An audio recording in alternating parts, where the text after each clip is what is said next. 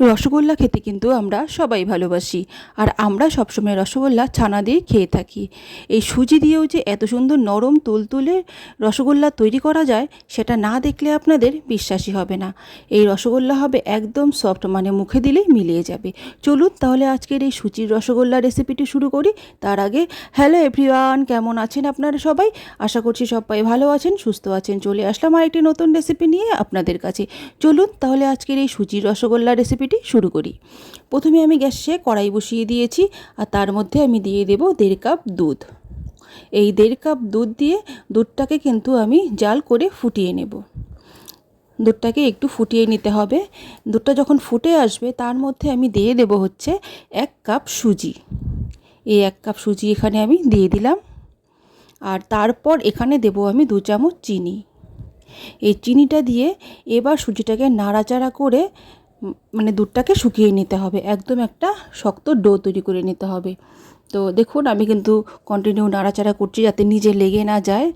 তো এইভাবে নাড়াচাড়া করতে করতে কিন্তু সুজির যে দুধটা আছে সেটা শুকিয়ে যাবে, একটা সুন্দর সফট ডো কিন্তু তৈরি হয়ে যাবে। দেখুন আপনারা যখন কড়াই থেকে সুজিটা এইভাবে উঠে আসবে তখন ভাববেন এটা কিন্তু হয়ে গেছে, তখন এটাকে নামিয়ে নিতে হবে। এখন আমি এটাকে মানে সুজিটাকে নামিয়ে নেব কড়াই থেকে। নামিয়ে নিয়েছি, তারপর একটু ঠান্ডা করে নেব, যাতে হাত দিয়ে ধরা যায় এমন ঠান্ডা করে নিতে হবে। তো হাত দিয়ে একটু ঠান্ডা করে নিয়ে তারপর আমি এটাকে মেখে নেব।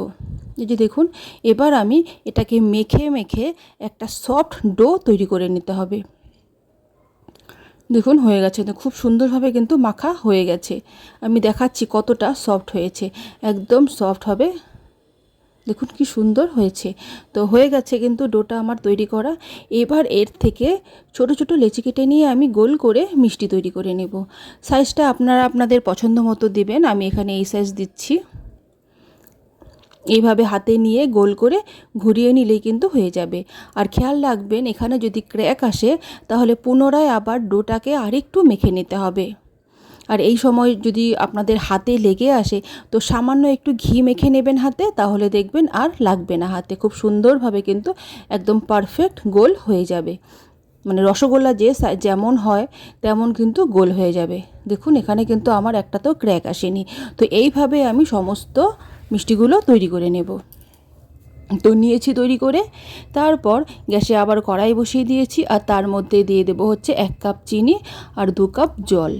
এখানে জলের পরিমাণটা একটু বেশি দিতে হবে, আপনারা চাইলে 2 কাপের একটু বেশিও দিতে পারেন, মানে আরও হাফ কাপ আরও এক্সট্রা দিতে পারেন। তারপর দিয়ে দেবো 2টো এলাচ ফাটিয়ে। এবার চিনিটা গলে আসা পর্যন্ত ওয়েট করব। গ্যাসের ফ্লেমটা কিন্তু লো রেখে চিনিটাকে গলিয়ে নিতে হবে, তা না হলে জলটা শুকিয়ে যাবে।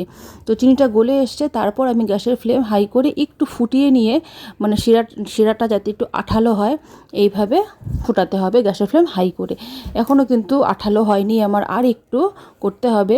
এবার কিন্তু আমার আঠালো হয়ে গেছে শিরাটা। শিরাটা আঠালো হয়ে আসার পর তারপর এর মধ্যে দিয়ে দেব হচ্ছে সেই মিষ্টিগুলো।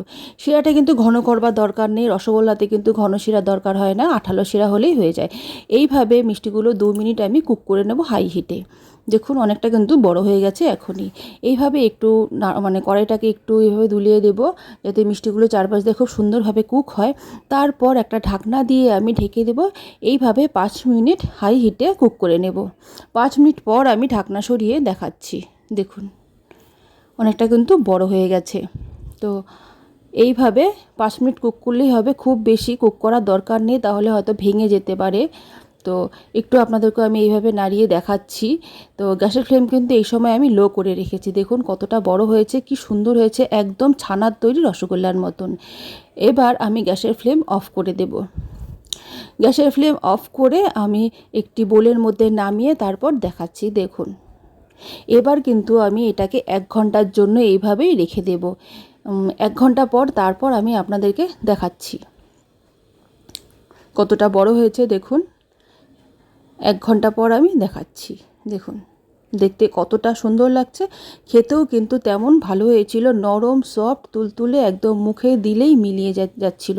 তো ছানা দিয়ে তৈরি করলে যেমন রসগোল্লা হয় তেমনই কিন্তু রসগোল্লা তৈরি হয়েছিল, এই সুজির রসগোল্লা। আমি আপনাদেরকে ভেঙেও দেখাচ্ছি কতটা সফট হয়েছে।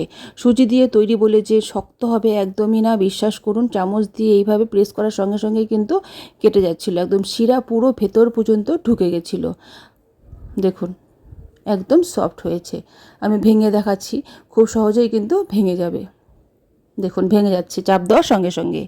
তো দেখুন মুখে দিলেই জাস্ট মিলিয়ে যাচ্ছিল। অবশ্যই কিন্তু এই রসগোল্লা বাড়িতে একবার ট্রাই করবেন বন্ধুরা। তো বন্ধুরা, আশা করছি আমার এই সুজির রসগোল্লা রেসিপিটি আপনাদের ভালো লেগেছে। আর যদি ভালো লেগে থাকে তাহলে কিন্তু অবশ্যই লাইক করবেন, কমেন্ট করে জানাতে আমাকে ভুলবেন না। দেখা হবে আবার নতুন কোনো ভিডিওতে। ভালো থাকবেন, সুস্থ থাকবেন, টাটা।